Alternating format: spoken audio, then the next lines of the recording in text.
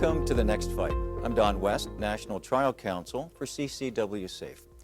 Today I'd like to talk briefly about self-defense as a matter of perspective and the fine line between self-defense and murder.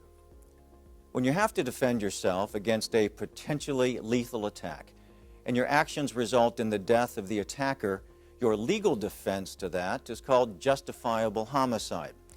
That basically means that you admit to intentionally shooting another human being and that you accept responsibility that your actions caused his or her death. Without your claim that you were acting in self-defense, what you did is at least second-degree murder. However, by asserting self-defense, you're claiming that you were justified in using deadly force because you were facing the imminent threat of great bodily harm or death and that you had no other reasonable alternative than to take that person's life to save your own. So far, so good. But what if the prosecutor claims that you had a chance to get away before you used deadly force but didn't take it? Or that you started the fight and as the initial aggressor, you're not entitled to self-defense?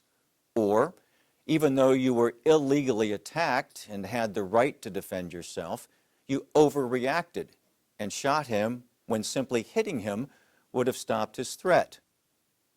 Or the prosecutor may argue that while you may have had the right to use deadly force at one point, you fired one shot too many and shot your attacker again after the threat was over and he was incapacitated.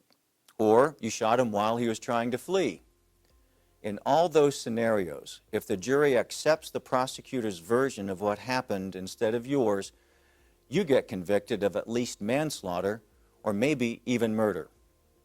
That's why a self-defense case is all a matter of perspective and perception. Whether the jury sees you or the person you shot as the aggressor, whether the jury thinks your use of force was proportional to the force being used against you, whether the risk of death you feared was imminent, and whether you had an opportunity to diffuse or de-escalate the situation and didn't. As I said, self-defense is a defense of perception, and whether your actions are perceived by the jury as reasonable is the most important of all.